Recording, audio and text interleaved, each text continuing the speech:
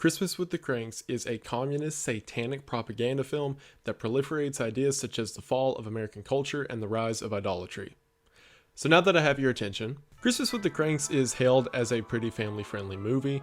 As a matter of fact, my family watches it every year, but there's always been something wrong to me with the way the film is structured and shot, and it hit me after watching it this year as I have every year past. If you've never seen it, that's fine. I'm going to give a very brief run through of the plot while hitting all the beats that back up my theory, and at the end we'll talk about the overarching theme of it and why I am so confident in this belief. Also, in research for this, I saw that Jack Saint made a video with a similar title. However, I didn't watch it as to not sway my opinion, so if we both talk about the exact same thing, then I'm right. Let's get started, but as always, thank you for watching. The movie opens on a rather solemn note with two parents delivering their child to the airport as she is going away for a year to join the Peace Corps. Now, this idea of departure is going to be harkened back to later in the movie, in fact very soon, but here we see at the beginning someone leaving the group at this moment a family unit, but then it'll be applied to the larger community. The parents are very sad as it is Christmas and this is a big deal as a tradition in their home. On the way back home, Home Improvement stops at the grocery store in which we run into our first piece of propaganda in the film. We see here a Santa Claus figure selling Santa Claus figure trinkets, in this case umbrellas. As we'll come to see, this theme of Christmas is everywhere around this town, to the point that the entire population is infected with this idea of seasonal cheer. And while right now it's not a big deal, it certainly amps up in like 10 minutes. Through the literal fog of the storm, he sees a way out, away from this depression of the season that has been to him, and here we have what the movie sees as his first mistake, and that is free will. See, the community, the neighborhood he lives in, is obsessed with Christmas, to an unholy degree. Not only are they obsessed with Christmas themselves, but they want everyone else to be obsessed with Christmas. And not only do they want everyone else to be obsessed with Christmas, they do not accept if someone else is not. We'll get into that in a second, but the movie treats this as the first bad move, as he is not thinking as part of a group and instead thinking for himself. The next day, Home Improvement goes into work and begins counting the price of how much this trip will cost him, and we see our first sign of judgment from those around him.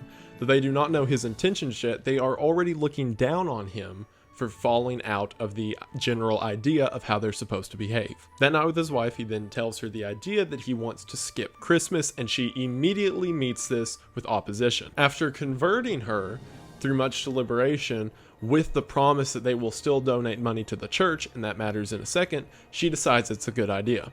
However, the next day, the town does not. We see the first sign of this whenever the next day, Home Improvement lets the people at his work know that he will not be partaking in Christmas this year, to which he is met with opposition immediately. Halloween is in the same circumstance. Whenever she is asked about Christmas cards, and says that she will not be buying any this year, he immediately asked why, which would seem at first like he is overstepping his boundaries, but that is nothing compared to what they do later. In the next scene, she's at dinner with friends, to which the same man walks up, interrupts their lunch, begins asking her why she isn't buying Christmas cards, and lets everyone else at the table know that she's not buying Christmas cards before he goes back to his seat. About your Christmas invitations? No party this year. No party? No Christmas Eve party? She's not ordering Christmas cards either. He just walked up to make things difficult for her. Is this met with opposition by those at the table? No, quite the opposite. They get on his side and begin berating her at why she is making her own decisions. People get increasingly odd throughout this movie. Like, as it goes on, they become more and more unacceptable in their behavior. One of the friends says a line here that's very indicative of the thought process of the town when she asked, "What will we do?" Now, the town does not care that Home Improvement and Halloween's kid went away to the Peace Corps in South America for a year. They are only concerned with what will happen to themselves or to the collective as a whole. It's to the point that they are offended by the idea that they could think for themselves outside of this community. After refusing to buy a Christmas tree from the children in the community, who, as it's seen, are very pushy and sort of understanding, after they refuse to buy a Christmas tree, the town then goes to their leader, or you could even say the head of state, to report to him that they are not being part of the whole. That night, as the entire town all at once begins building their altars, the head of the state, played by I Was a Ghostbuster, goes to Home Improvement and begins to try to coerce him into joining back to the fold and putting up lights just like everyone else, or more appropriate for this example, just like us. Home Improvement says no, to which we then see the reference to the true villain of the film, Frosty. Perfect time to put up Frosty. I'm going to go ahead and get this out of the way because it's important for the entire overarching theory of this, but essentially Frosty is Baphomet the blood god. I mean, look at their hands, like, what more do you want? See, at least at the beginning, whenever they decided to take this quote-unquote selfish act to leave and go to the Caribbean for a vacation, they kept their money in the church because they felt like that was important. However, as we'll see, Baphomet is a jealous god who will not allow them to hold idols besides him himself. After an argument in which the neighbor comments on the futility of work and climbing the social ladder, obviously a reference to equality and socialism. Still working for the man, huh? Thought they would have made you partner by now. I gotta get to work. Well, have a good one, old man. We then see the neighborhood become erratic, standing on the property of Home Improvement and Halloween, and begin shouting while Halloween is home, asking them to bring out Frosty. This methodic chanting over and over for their leader or their idol to be brought out and placed on the roof is haunting, to say the least. In fear for her life, Halloween gets into her car and begins to drive away, and this scene is shot like a horror movie for good reason. I Was a Ghostbuster then runs over, grabs onto the window of the car, and this happens as she's driving away.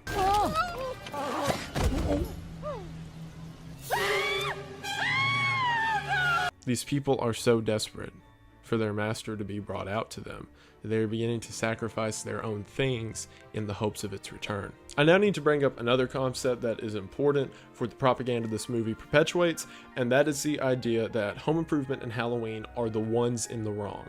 Now, if you haven't seen this movie, you may be watching this right now saying, well, obviously they're the fine ones, the town is crazy. But if you have watched the movie, everything I'm saying seems contradictory because you know that the town is supposed to be in the right. This movie sees the idea of them stepping out of the boundaries of what they are supposed to be doing, and that is the bad thing. We'll get into it more at the end, but as a matter of fact, Home Improvement gets the character arc or the redemption arc throughout this film, not the town. And as a matter of fact, the town is proven right in all of their absolutely insane practices. To push this, we then see Home Improvement relying back on a natural human sin, and that is the sin of pride. Of course, the movie sees this as a bad thing as they are then punished for it.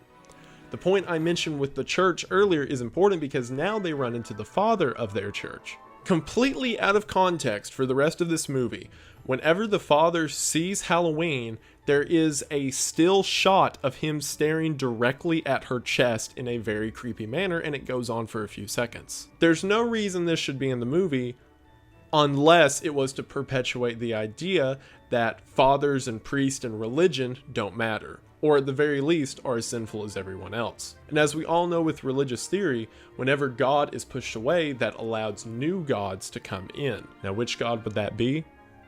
Frosty the Snowman. We then see the police officers come to the door and continue this perpetuation of trying to monetarily sell Christmas, and when again, Home Improvement decides to be his own man or the individualist and not be a part of it, they begin to shame him for it. We see this here as evidence of a corrupt state.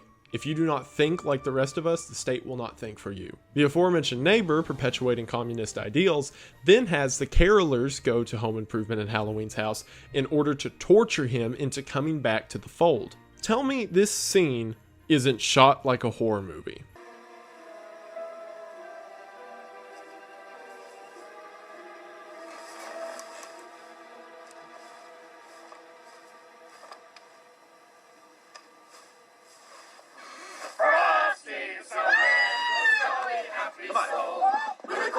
This looking in through the window is absolutely a reference to the surveillance state that perpetuates most socialist cultures. They then hide from this state in the basement where they see the only thing that can save them, and that is the idol of Frosty. This then cuts into a transition of the children once again shouting, "Free Frosty," or "Release our God unto us, that we may be like all the other nations." Everything seems to be going well, as if they are going to win, and individualism will take over until they are called back by tradition. And what tradition is more obvious than that of family? When the daughter calls and says that she is coming home, Halloween then has an immediate change of heart and decides that they are going to continue Christmas and be like everyone else.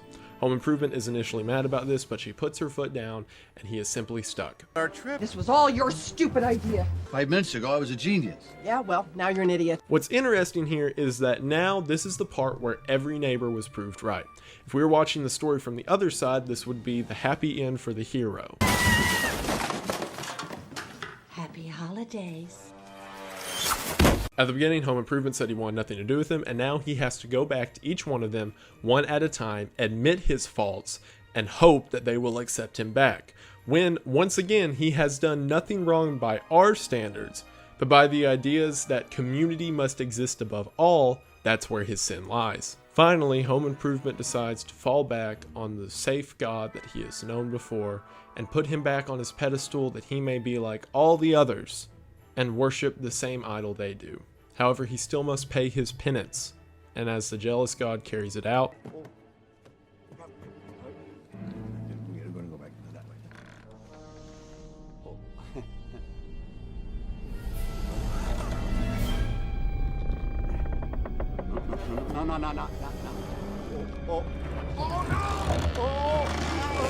he is hung before the people so that they may laugh and point and look upon the outsider for not being like themselves. After the people are done shaming the non-believer for separating himself and thinking independently, we then have a speech from our head of state who tells everyone to come together in this time, and in a talk that would make Lenin proud, rallies the community together. We're a community, and the people in a community stick together. Why should the daughter pay for the sins of the father?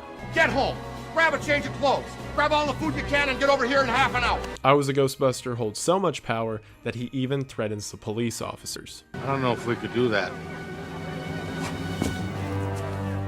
Shall I call the chief? No, we could do that. Showing that in a communist society, those of community hold the most strength. At the end of the movie, however, Home Improvement is still relying on himself and still holding to himself and his ideas of freedom. It's these last glimmers of individualism that his wife shames him for, and that he himself realizes is the wrong thing to do as he decides to join back to the fold. In his final line of the movie, he repeats the same thing to himself that the entire town had been telling him from the beginning. Skipping Christmas. What a stupid idea. Showing that free thought is truly useless. Finally, at the end, we pan up, and what do we see but this? The blood god, now satisfied with the sacrifice, has decided to make his presence known and tempt the audience to join in this idyllic winter wonderland and simply become a part of the fold and fall into the religion of all the others. The blood god waves at the camera, tempting the audience to become a part of this winter paradise, and all that we must do is believe in his image. So that was the basic rundown of the plot, but there are some other ideas in it that I need to explain that are shown throughout the movie. At the beginning of the movie, the guy who played Santa Claus comes back later at the end, and the joke within the film is that he is the real Santa Claus. As a matter of fact, it is his car that is seen at the very, very end of the movie after Frosty flying over the city skyline.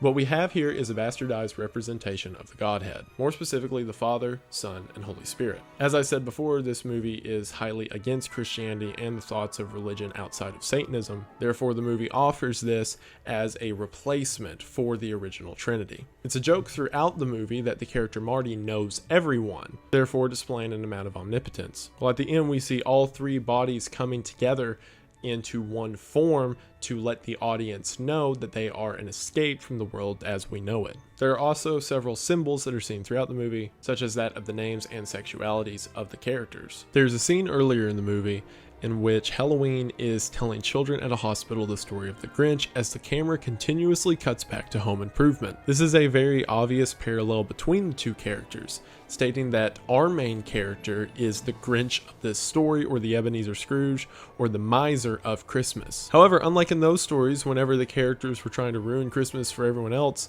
our character simply just wants to be left alone. However, this is seen as unacceptable to this story, and any thought of oneself is considered selfish, no matter the consequences. Our story considers him to be the Grinch, and any opinion outside of that is immediately discredited in favor of his punishment. Good morning, Mr. Scrooge. Walmart called, said I had to buy my own cheap perfume since Santa Claus isn't coming this year. At the beginning of the movie, we see Home Improvement perform what seems to be a sort of ritual dance, to which Halloween then begins to undress herself, ready to make love to him. Keep in mind, they are both a part of the community at this point wholeheartedly, and we can see these occult dances enticing her to lie with him. As far as the name goes, Home Improvement's name in the film is Luther, a common substitution for the word Lucifer. This is once again quite obviously a very direct point at the idea that he is in the wrong. While on the other end, the character who it turns out is Santa Claus is named Marty, very close to martyr. What kind of martyr? The Son of God. We see here the struggle between God and the devil as it is played out, with in the end God prevailing. However, in this story, God is the one who believes in community, a return to tradition, and a rejection of the ideas that one can think for themselves. And the devil, who believes himself to be okay and capable of making his own decisions, is shamed, beat down, and converted back to the ideas that he once belonged to. Christmas with the Kranks is a telling of a mild couple who decide to break away from the ties that have beset them for so long and simply commit to each other and themselves in a land apart. But then, as the devil draws them back into the garden, they recognize that they were wrong to figure out something for themselves and should instead rely on what they have always known, which is the people, the socialist idea of togetherness. Our main character is given the redemption arc because it was him who was in the wrong for looking on his own life and deciding to change it, without first confronting the entire community and thinking about the we instead of the I. It is a cautionary tale of what those who act in a capitalist idea or an idea of oneself should and will face if they ever decide to depart from that they've known. In other words, there's no need to think, and simply trust your dark master. Also, the movie shows several ideas and threats of terrorism throughout for these people who give to capitalism, such as the United States. For example, the shot at the end of the movie of Santa's carriage flying over the city with skyscrapers visible in the background is a very blatant reference to 9/11. Thank you all so much for watching. Merry Christmas to everyone. I just wanted to make this because I thought it was perfect for the holidays. So thank you. Merry Christmas to all of you. Thank you to all my viewers. Like I said before, my channel's doing great and it really means the most. Thank you to all of my patrons, but a very special thank you to my top tier patrons. Thank you, Kayla. Thank you, Peth. Thank you, Eddie. Thank you, Benjamin. Thank you, Tim. Thank you, Publius. Thank you, Saucy. Thank you, Phasia. Thank you, Steven. Did I get everyone? Yeah, I got everyone. I love you guys. Thank you so much. Like I've said before, it really does mean the most. Part 2 will probably be up maybe after Christmas, not sure yet. But Merry Christmas to everyone. Thank you for watching as always, and I will see you in the next one.